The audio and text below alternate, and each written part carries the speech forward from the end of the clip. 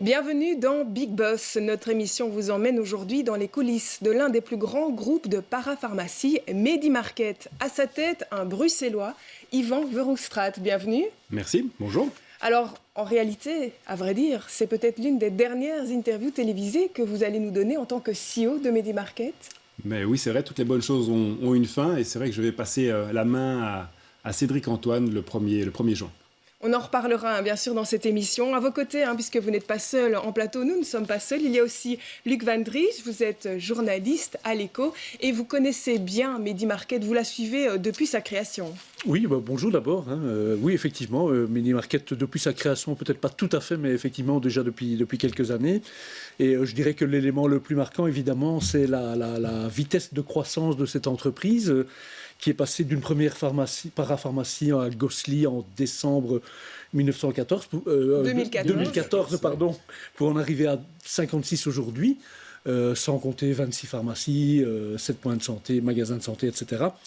Donc c'est véritablement une croissance fulgurante. C'est une croissance assez fulgurante, surtout dans le commerce de détail quand même. Qu'est-ce que vous avez fait pour arriver à ce résultat? C'était la volonté. Je veux dire, dans une expérience précédente, j'ai connu une entreprise qui a pris du temps aussi à démarrer. Ici, j'avais envie d'un grand projet. Et donc, j'ai eu la chance d'être accompagné de gens qui étaient prêts aussi à mettre des moyens financiers. Parce que la raison pour laquelle, quelque part, en retail, les choses prennent parfois du temps, c'est qu'on croit qu'avec le premier magasin, on va réussir à financer le deuxième et le troisième. Et moi, ma conviction stratégique aussi, c'était de se dire, il faut qu'on préempte les meilleurs emplacements, il faut qu'on prenne rapidement de la place. On a une idée un peu novatrice. On n'est pas forcément les meilleurs, d'autres ont même d'autres atouts meilleurs que nous potentiellement qui pourraient venir et nous dépasser, donc il faut qu'on agisse vite. Si ça fonctionne, il faut qu'on ait les moyens d'accélérer. On a eu ces moyens-là, donc on a accéléré pour maintenant avoir une assiette de magasins suffisante que pour mettre en place des choses au niveau central qui nous recréent un avantage compétitif. Alors avant de parler de stratégie et de développement, on va faire plus ample connaissance avec vous grâce à notre petite séquence dans le bureau du boss. On s'est glissé à votre place, on en parle juste après. Bienvenue dans le bureau du Big Boss de Medimarket. Effectivement, il a une vue directe sur ses employés. Alors, monsieur Verhoestraat, c'est pour les espionner? Allez, rapprochez-vous un peu. Alors, un bureau qui est encore un peu nu parce qu'il vient d'être aménagé. Il est plutôt sobre, on le voit, pas beaucoup d'éléments de décoration. Une petite plante sur le côté. Il y a encore du boulot. Accolé juste au bureau du boss, une petite table de réunion et puis des objets quand même cachés derrière le bureau, notamment cette boîte qui d'habitude renferme des médicaments, c'est peut-être votre réserve personnelle, des gants, il y a peut-être une histoire derrière cette paire et puis enfin une photo de famille ou pas. Dans cette pièce immaculée, il y a quand même un tableau ou une photo, plutôt en noir et blanc. Il s'agit évidemment d'une pharmacie Medimarket, mais je pense que c'est une pharmacie qui a compté pour vous. Oui, vous avez réagi tout de suite, La première, c'est ça? Oui, c'est vrai que c'était... Gosselies, c'était marquant pour nous. Je me rappelle très bien l'ouverture du magasin de Gosselies. On était dans la mezzanine, là, derrière un petit écran. On se dit, mais est-ce qu'il y a des clients qui vont passer la porte? Et donc, c'était le début de l'aventure. Donc, Gosselies, c'est un truc important. Alors, en tant que Bruxellois, on aurait pu croire que vous ayez démarré à Bruxelles avec une pharmacie. C'était compliqué? C'était compliqué. C'est plutôt le hasard qui nous a amenés là. Il fallait racheter une pharmacie, être capable de la déplacer, trouver un emplacement pour pouvoir la mettre. Et donc là, c'est à Gosselies que ça s'est mis en premier. Alors, un deuxième objet, on va le revoir. Ce sont ces gants qui sont posés négligemment sur un bureau. Alors, c'est référence pas au cyclisme, mais à notre coureur automobile. Si j'avais su, je les aurais fait nettoyer, mes gants de vélo. Ce sont mes gants de vélo. J'aime bien faire du vélo et voilà, ce sont mes gants de vélo. Et... Vous allez au boulot à vélo? Et je ne vais pas au boulot à vélo, mais j'aimerais bien faire une étape du Tour de France. Je suis triste que Remco ait raté quelques étapes ces derniers jours, mais non, je voudrais bien m'entraîner. Et je trouve que le sport, on dit beaucoup des gens. Quand on voit quelqu'un, que ce soit sur un terrain, dans un sport collectif, ou que ce soit seul, face à lui-même, en allant au maximum de ses capacités, en faisant un sport individuel comme le vélo, ça dit énormément de la personnalité des gens. On les découvre beaucoup en voyant comment ils sont quand ils font du sport. Alors, une boîte à médicaments, ça paraît logique quand on gère une parapharmacie et des pharmacies comme vous. En fait, c'est vos affaires prêtes à partir ? Non, ce sont plutôt mes affaires du dernier déménagement qui n'ont pas encore été ouvertes. Donc ça montre encore une fois que toutes les choses qu'on pense indispensables, qu'on va quand même prendre avec soi, en réalité, ils peuvent rester dans la boîte et ils y restent longtemps. Non, je crois que moi, je ne suis pas très attaché aux objets. Et voilà, je pense que la plupart des choses, elles sont dans la tête et dans les relations avec les équipes. Alors, l'équipe, est-ce que c'est votre équipe qu'on voit sur la photo? Oui, ou c'est notre équipe. Voilà. C'est vraiment notre équipe. C'est pas la photo que vous aviez postée le jour où vous êtes devenu manager de l'année? Ben oui, parce que c'est grâce à eux. C'est une aventure 2019, incroyable. Ouais. C'est une aventure incroyable qu'on a fait avec une équipe de fous furieux qui ont cru en ce projet que je portais, que je leur présentais, qui m'ont accompagné dedans avec une énergie folle, et on le voit sur cette photo, et c'est pour ça que j'aime vraiment bien. On sent l'énergie de cette équipe. C'était un team event qu'on avait fait à la mer, et qui reste un souvenir, et qui est vraiment une des raisons moteur, si je veux dire, ce qui m'a le plus plu, ou ce qui m'attache le plus à Medi Market, c'est entre autres cette équipe-là. On va faire connaissance avec cette équipe, parce qu'avec Frédéric Dehainaut, on a eu l'occasion de se glisser dans votre nouvel entrepôt, dans vos nouveaux bureaux à Nivelles. On regarde. Vu de l'extérieur, le bâtiment est impressionnant. Le nouveau centre logistique de Medi Market, basé à Nivelles, se déploie sur plus de 10 000 mètres carrés. À l'intérieur, le personnel est à pied d'œuvre pour trier les palettes fraîchement livrées. On a 190 fournisseurs qui nous livrent une fois par semaine. Donc on a quasiment toutes les semaines une livraison de chacun. Pas forcément pour tous les produits. 1 sur 2, plus ou moins, de produits est livré chaque semaine à l'entrepôt. Ce qui fait que notre stock tourne assez vite. Dans cet entrepôt, pas de médicaments, mais 10 000 références de produits en parapharmacie. 50 personnes sont dédiées à la logistique de Medi Market.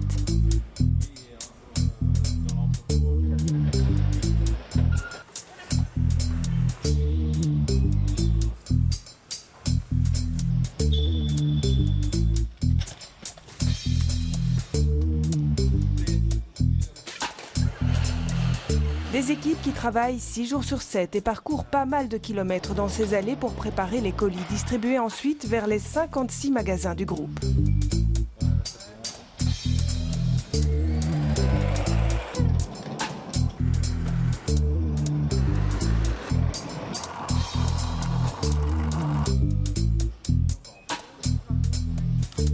En parallèle, une dizaine de personnes s'activent à la confection des colis destinés aux particuliers qui ont commandé via Internet. Le lundi, vu qu'on ne travaille pas le dimanche, on a un peu de rattrapage à faire. Et un lundi, comme aujourd'hui, on va sortir plus ou moins 1300 commandes. 95% de ces commandes partent vers la Belgique, un peu plus de 3% vers le Luxembourg et le reste vers la France, l'Italie et d'autres pays d'Europe. Changement d'ambiance, mais pas de lieu. Juste au-dessus du nouvel entrepôt, de nouveaux bureaux pour accueillir les services centraux de l'entreprise. Marketing, achat ou encore finance. Il y a plus de 100 personnes qui travaillent en centrale pour Medi Market et plus de 600 en magasin. Il faut savoir qu'en 2017, par exemple, c'était 30 personnes en centrale et 100 personnes en magasin. Donc on a quand même grandi très très vite. On a ouvert beaucoup de magasins. Donc là, on se consolide un peu, mais on ouvre toujours des magasins. On a ouvert un magasin à Châtelineau encore il y a 2 semaines. On est en train de transformer notre magasin de Waterloo. Donc ouais, l'histoire est encore à écrire. Et donc là, on a les installations qui sont prêtes pour le futur, avec plus de place pour accueillir de nouveaux collaborateurs. On y trouve aussi les bureaux des district managers, du personnel plus souvent sur les routes qu'au bureau. On a déjà fait donc les aspects extérieurs, donc maintenant l'entrée du magasin. Charlotte Hannet est l'une des 10 responsables de district. Les allées sont dégagées, le sol est propre, il n'y a pas de plastique. On a bien mis en avant nos promotions. Avec sa checklist, elle vérifie l'état du magasin. T'as changé? Oui. Là, t'as changé. Super. Oui, c'est ça. Parfait. À elle seule, Charlotte gère 9 magasins en Belgique. Donc j'ai plusieurs casquettes. Je vais avoir une casquette de commerce, de commercial, une casquette de gestion, gestionnaire, une casquette de RH et une casquette de formatrice aussi. Donc au niveau du commerce, c'est ce que je viens de vous expliquer, on s'assure que le magasin soit accueillant, qu'on ait assez d'articles. Le côté gestionnaire, le magasin doit rester rentable, donc on doit pouvoir comparer les horaires en fonction du chiffre d'affaires. On doit aussi s'assurer que les stocks soient bons, qu'on n'ait pas trop de ruptures, mais pas trop de stocks non plus. Et pour faire partie de l'équipe, un diplôme en naturopathie, diététique ou esthétique est requis. Des pharmaciens et assistants pharmaciens sont attachés, eux, aux 25 pharmacies détenues également par le groupe. L'an dernier, en pleine crise sanitaire, Medi Market a enregistré un chiffre d'affaires de 130 millions d'euros. Voilà, il y a effectivement beaucoup de chemin parcouru. Une question, on est à Nivelles. Vous n'avez pas trouvé d'entrepôt sur Bruxelles, vous qui êtes bruxellois dans l'âme, ramener votre activité sur Bruxelles, c'était Impensable? Au niveau logistique, je pense que ça a quand même beaucoup de sens d'être à Nivelles, un carrefour d'autoroute et où le mètre carré est quand même un petit peu moins cher qu'à Bruxelles. D'ailleurs, c'est une question qu'on doit se poser, c'est de savoir, je crois, à Bruxelles, stratégiquement, quelles sont les activités qu'on veut faire, quels sont nos atouts en tant que Bruxellois, et choisir, c'est renoncer. Et je pense que c'est parfois ce qui manque à la politique bruxelloise. On ne va pas se lancer dans la politique bruxelloise, mais c'est de se dire quels sont nos atouts et construisons là-dessus. Est-ce que Bruxelles doit être avant tout un centre logistique de grands entrepôts de 10 000 m²? Je ne suis pas sûr que ce soit jouer sur les atouts de Bruxelles.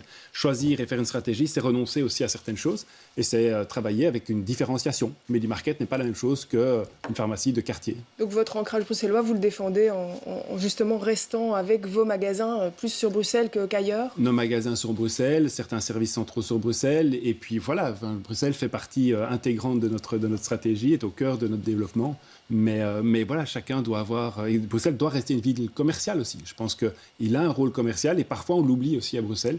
Je pense que ça, c'est important de le défendre. Alors, un nouveau dépôt, on l'a vu, un nouvel entrepôt énorme, 3 fois plus grand que le précédent. Il y a aussi énormément de produits. Et puis, la crise qui est passée par là.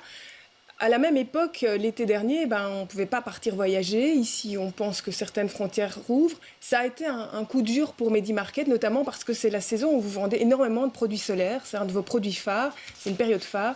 Est-ce que vous êtes inquiet pour la saison qui est là, en cours? C'est sûr que l'année passée, les solaires sont un produit vraiment phare. Je ne vais pas faire de pub, mais c'est vrai que chez Medi-Market, on en vend beaucoup. Oui, c'est pour ça que je dis. Et donc, c'est un élément très important. L'année passée, ça a été une année sans, clairement. Pour l'instant, on est en deçà. Donc, le marché du solaire cette année-ci est à 40% plus bas qu'en 2019. Donc, on est vraiment encore dans un marché qui n'a pas démarré. Alors, notre espoir, c'est quand même qu'il puisse démarrer dans les semaines qui arrivent. On sent quand même que le printemps arrive. Les gens retrouvent un peu l'envie on sort plus. On sent quand même que le Covid commence tout doucement à être derrière nous. Et j'espère que ça va pouvoir s'accélérer dans les prochaines semaines. C'est un marché important, oui.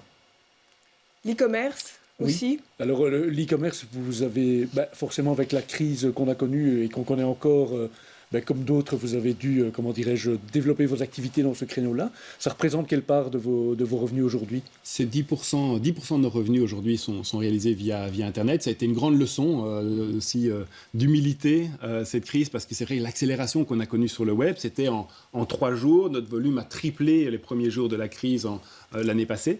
Et donc là, il a fallu rattraper tout le retard. On nous avait promis des produits qui ne sont jamais arrivés, ce qui fait qu'on est resté avec des paquets en attente qui ont complètement engorgé quelque part notre expédition. Donc il a fallu beaucoup apprendre. Alors maintenant, quand on a 1300 commandes, c'est facile, ou 2000, même ou 2500, c'est plus un problème. Les premières fois qu'on a eu 2500 commandes sur la journée, c'était un gros apprentissage. Vous êtes rodé aujourd'hui?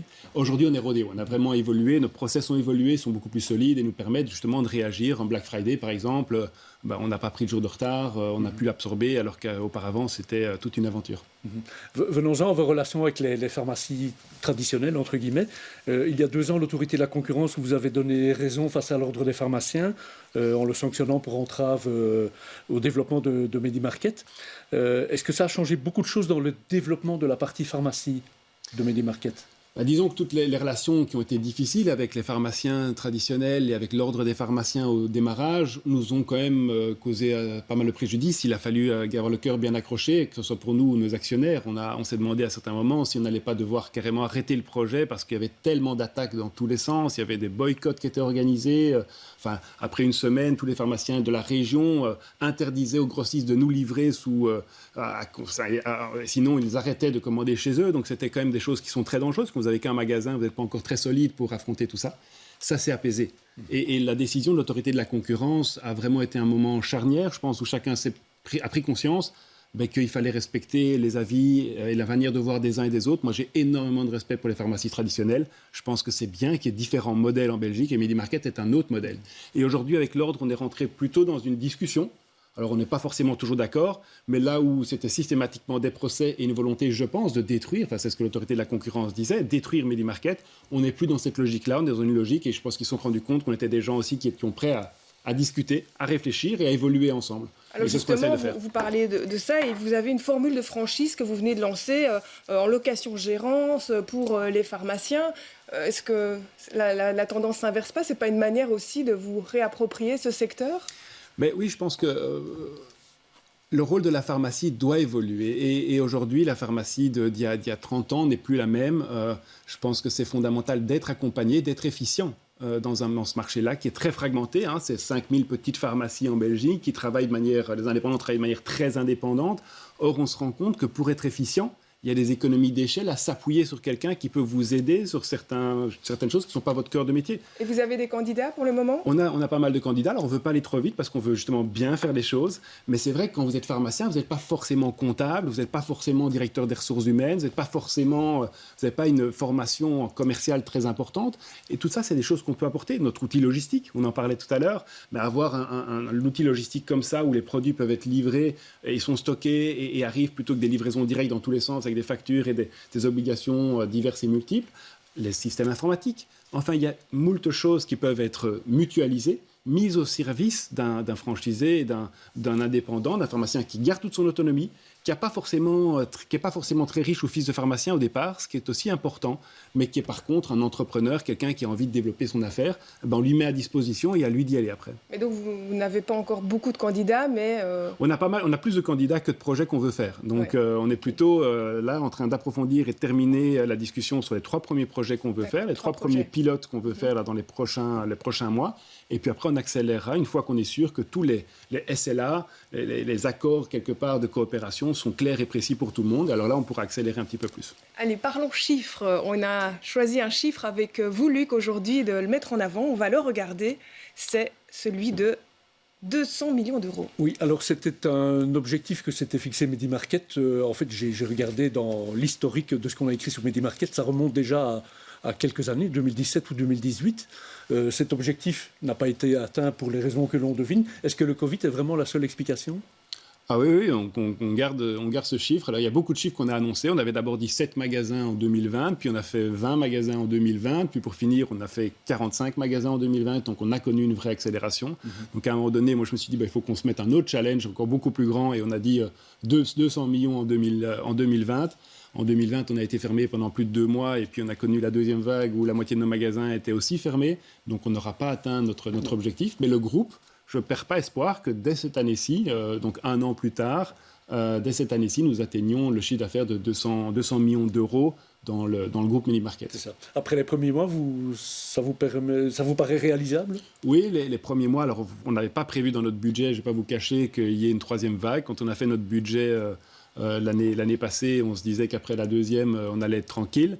Mais voilà, ça a été un impact quand même moins important. On a fait pas mal de marketing aussi pour soutenir, même pendant cette période de crise, le chiffre d'affaires de nos magasins. Et on voit que maintenant, depuis aussi le relâchement et l'ouverture des commerces non essentiels de manière normale, il y a vraiment une volonté de redémarrage économique qui est forte. Donc oui, on est assez optimiste. Les premiers mois de l'année ont été bons, même si voilà, les solaires et d'autres segments de marché sont plus compliqués. Mais globalement, on voit que les gens veulent prendre soin d'eux. Cette crise a aussi amené ça, et toute la supplémentation alimentaire, tous les compléments alimentaires que l'on vend ont vraiment connu une croissance qui, à mon avis, est pérenne. C'est ça. Parlons maintenant de la capitalisation de Medi-Market. La dernière opération, c'était une augmentation de capital de 1,7 million pour financer les acquisitions des magasins en Italie. Depuis sa création, l'entreprise a levé 13 millions d'euros. Est-ce que depuis lors, on ne voit plus rien venir, entre guillemets. Vous avez les reins suffisamment solides pour l'instant ? Il n'y a pas de levée de fonds en projet ? Alors, on a les reins suffisamment solides, mais on a toujours besoin et on a toujours beaucoup d'ambition. Et donc, il y a encore une augmentation de capital qui est prévue dans les semaines qui arrivent, parce qu'on veut aussi accélérer notre croissance en Italie. Les premiers projets qu'on a fait, les premiers tests qu'on a fait ces derniers mois, malgré le Covid en Italie, qui était encore plus strict qu'en Belgique. C'est du côté de Milan, je pense. Du côté dans le nord de l'Italie, tout à fait, Milan, Turin, donc principalement dans cette région-là, ont été assez positifs. Donc notre volonté, c'est d'essayer de recréer en Italie, quelque part, le succès et la croissance qu'on a connue en Belgique, et ça nécessite des capitaux. Donc il y a une augmentation de capital qui est prévue pour les prochains mois. Alors justement, Medi-Market se focalise sur le marché italien en passant au-dessus du marché français, à l'exception d'un magasin du côté de Tourcoing. Pourquoi le marché français ne vous intéresse pas ?